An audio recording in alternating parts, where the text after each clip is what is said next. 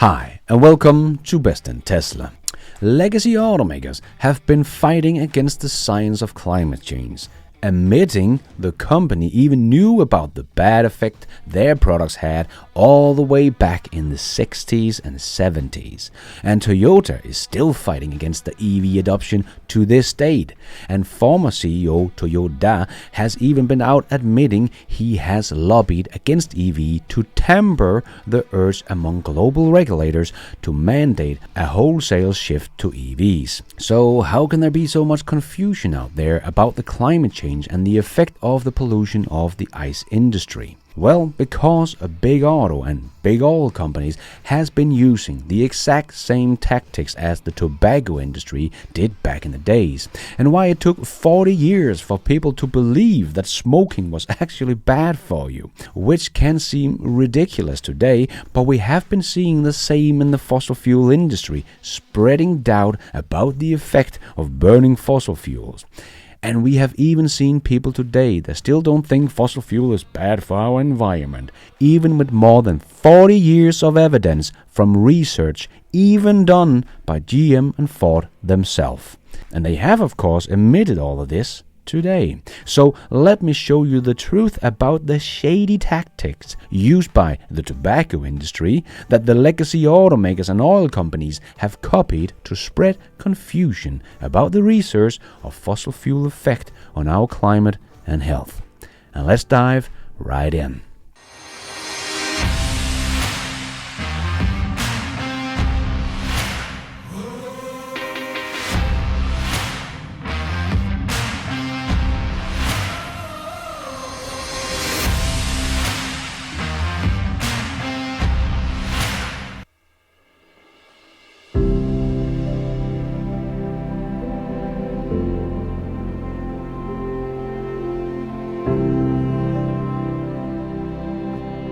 So before we dive into the history of GM and Ford's shady tactics, let's take a look at Toyota that still today is fighting against the EV adoption as they are not ready for it, and the former CEO even admitted it.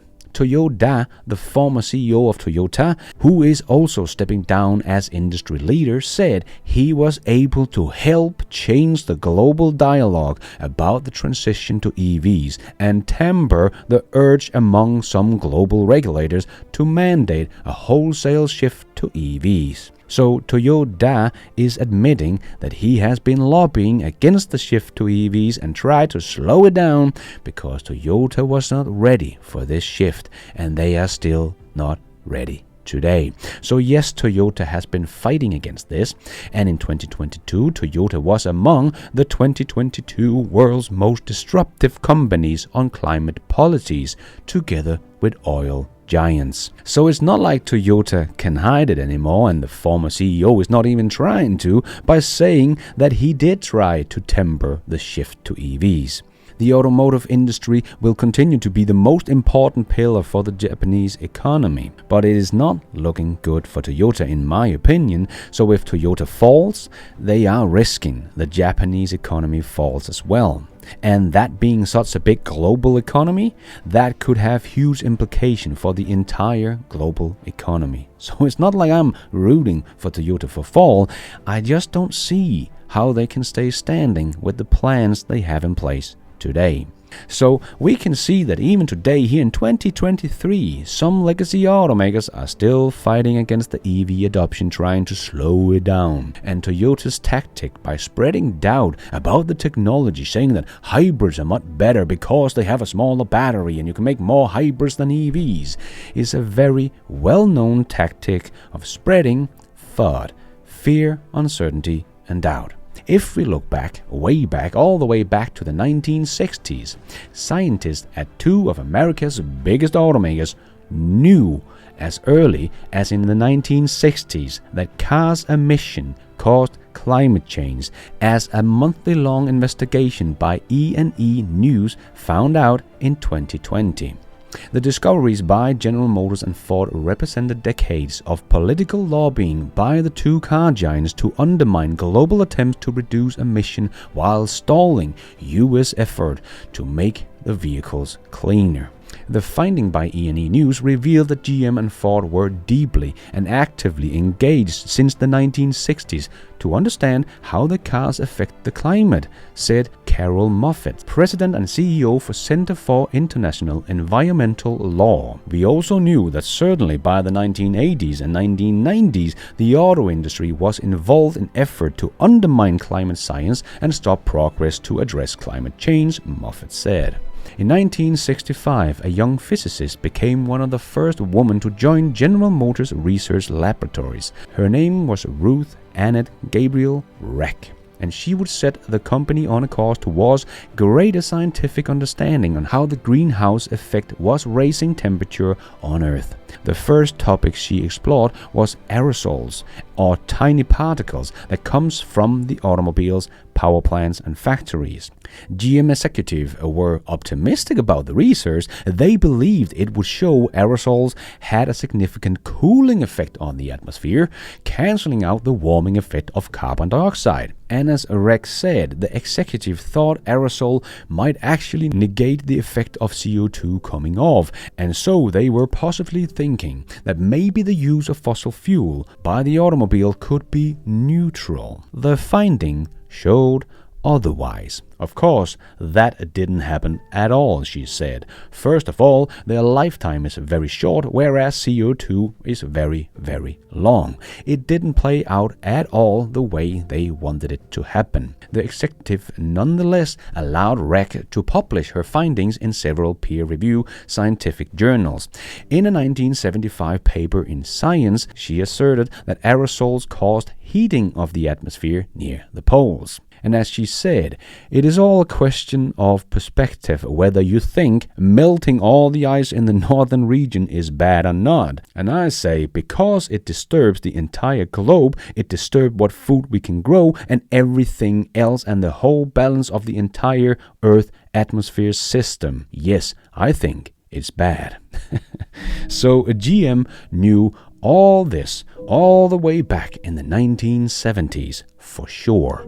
Meanwhile, at Ford, a Canadian physicist named Gilbert Norman Plass was speeding down a similar path. As he wrote, in recent years, the burning of fossil fuel has added 10 to the power of 10 tons per year of carbon dioxide to our atmosphere. It is predicted that this figure will increase by 5x 10 to the power of 10 per year by the year 2000. If all of this carbon dioxide remained in the atmosphere, this could cause the temperature to rise by 1.1 degrees per century, he added. And today, this prediction looks remarkably precise. The average global temperature on Earth has increased by a little over 1 degree Celsius since pre-industrial times, according to the NASA Earth Observatory, and the Paris Agreement called for limiting warming to 1.5 to 2 degrees Celsius.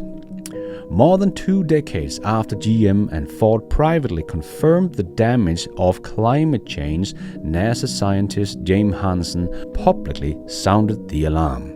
And instead of affirming their own scientific discoveries from decades earlier, GM and Ford engaged in a concerted campaign to block climate action while casting doubt on the emerging consensus of global warming. In a public interest report in 1989, GM's public relations department portrayed the field of climate science as full of uncertainties. So they started doing exactly what the tobacco industry have done: spread doubt and uncertainty about the scientific research that has been done, even by their own scientists. Asked about the report, Reck, the scientist from GM, said it mischaracterized the certainty of the science. There was never any doubt for a minute, she said. That really misrepresented the truth. The PR people used those kinds of weasel words to misrepresent things, she said.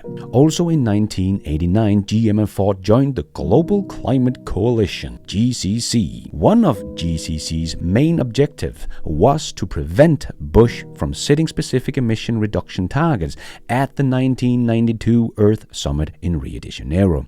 Unfortunately, it was clear that GCC was intent on putting out false information about the state of the climate change science, said Paul Bledsoe, who served as the Director of Communication at the White House Climate Change Task Force during the Clinton administration. And of course, that was a great concern to the White House as we tried to make the case for climate action, said Bledsoe. And to foment opposition to the Kyoto Protocol, the GCC helped pay for a series of advertisements that argued that the deal would harm ordinary Americans, according to materials obtained by the Climate Investigation Center and shared with E&E News. One ad in the New York Times said U.S. ratification of the Kyoto Protocol was a bad deal for America.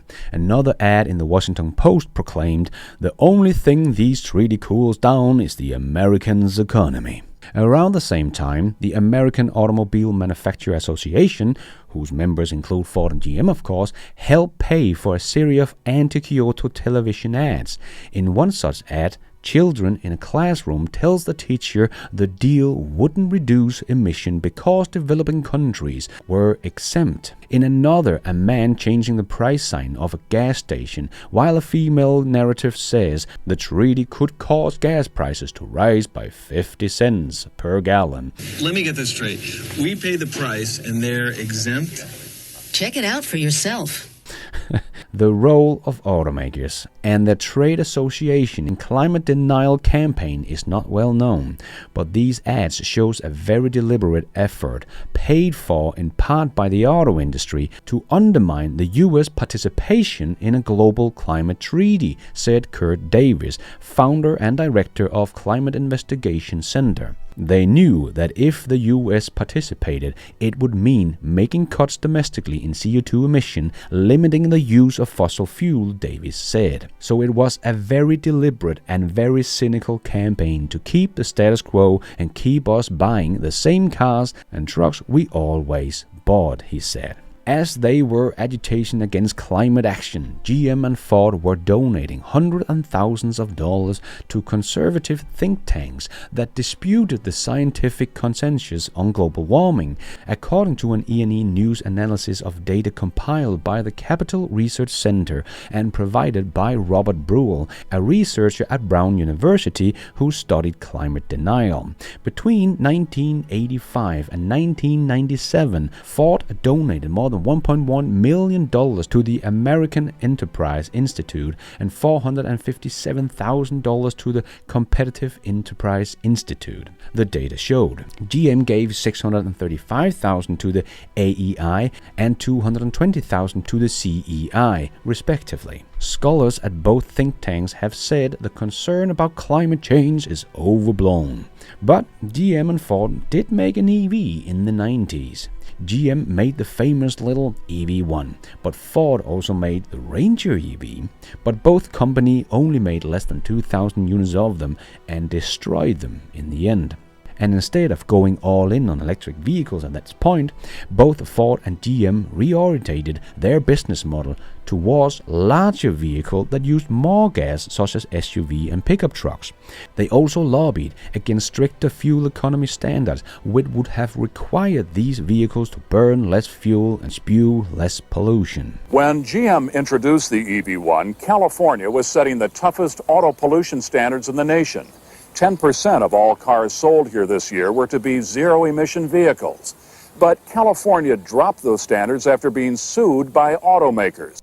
The result was that both automakers made minimal improvement in gas mileage from 1975 to present day, according to the E&E News analysis of the EPA data. The average fuel economy of Ford's vehicles stayed remarkably flat for 25 years, going from 20 miles per gallon in 85 to 20.4 miles per gallon in 2010. The data shows, and GM saw a similar trend, going from 20.5 miles per gallon in 1985 to 20.6 miles per gallon in 2009. In response to a detailed series of questions, Ford spokesman John Kangani said in 2020 in an email to E&E News, "We know that climate change is real, and we are addressing it right now through a meaningful greenhouse gas emission reduction, investment in electric vehicle and sustainable manufacturing." Kangani noted that Ford was committed to reaching carbon neutrality by 2050 and has voluntarily agreed to follow California's tailpipe emission standard,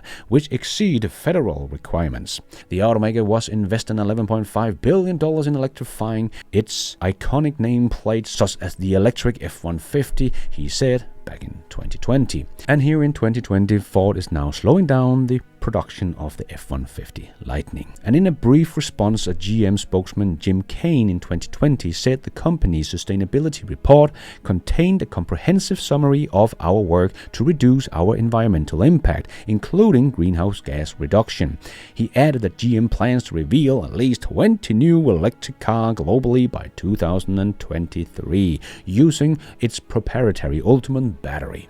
Well, we all know that didn't happen, and they are now cutting back on EV targets together with Ford and Volkswagen as well. But Rec, the GM scientist, left the automaker in 1992 after she was allegedly told to stop researching environmental issues. "I always wondered whether they would try to end the research if it showed what they were doing was bad," she said. Towards the end, they did. But for 27 years, they supported it. Today, the companies acknowledge that climate change is a problem, and in statements to the E&E News in 2020 outlined their plans to increase production of cleaner cars. But GM downplayed its past rejection of the climate action. "There is nothing we can say about the event that happened 1 or 2 generations ago, since they are irrelevant to the company's position and strategy today," a GM spokesman said.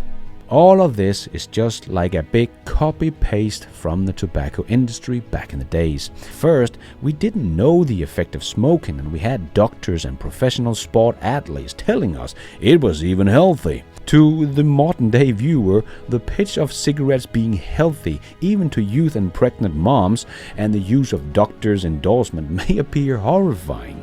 Yet before 1950, there wasn't any good evidence showing that cigarette smoking was bad for you. But after 1950, there started to come more evidence to the table about smoking and lung cancer. But what happened was, all the different cigarette companies kind of worked together to try to promote the idea that we don't know yet if it is harmful, and created confusion about the science, just as we have seen from the oil companies and big autos like GM and Ford that did actually know that it was bad for our environment but tried to spread fear, uncertainty and doubt anyway. As we talked about how GM and Ford joined the GCC in 1989, in 1954, those tobacco companies released a frank statement to cigarette smokers, argued that research showing a link between cancer and smoking was alarming but not conclusive. Therefore, the companies were forming a research committee to investigate the issue. After this, a cigarette ad stopped featuring doctors because this was no longer a convincing tactic. Doctors was actually coming out against cigarettes now, culminating in 1964 with the U.S. Surgeon General report that smoking caused lung cancer and other diseases. Still, tobacco companies continued to maintain through their research committee that there was still a controversy over whether cigarettes were unhealthy until 1998. That year, the tobacco industry and the Committee for Tobacco Research disbanded in accordance to a lawsuit settlement. And it is, as we all know, illegal to make ads for cigarettes today here in Europe and most other places. And everyone knows that smoking is linked to lung cancer. But even though the science started coming out in the 50s about smoking and cancer, the tobacco industry was able to spread thought, fear, uncertainty and doubt, so that even in 1998 there were still people debating if it was unhealthy. 40 years later, a very good showcase of a thought campaign from the big industries and how effective they actually are. At least now the companies like Ford and GM have been out saying we know that climate change is real and their polluting ICE cars is part of the problem. But just remember, the science about this also started coming out in the 1960s and 70s, and we even have people today who will still say ICE cars are not harming our climate. But after COVID, where the whole world locked down, we could see the effect on no cars on the road with our own eyes. Suddenly people could see the sky in the big cities around the world, and in Europe studies showed that we had 11,000 fewer deaths due to clean air over just the 30 past days in April 2020. Which I think was a very big wake-up call for many people to see with their own eyes and feel on their own lungs the horrible effect our transportation sector has on our air quality. So it's not so strange that there is so much confusion out there, because automakers like GM, Ford, Toyota and big oil companies alike have been spreading uncertainty for more than 50 years, even though they knew. But just like with the cigarettes, it's becoming common knowledge that fossil fuel pollution hurts us and our planet.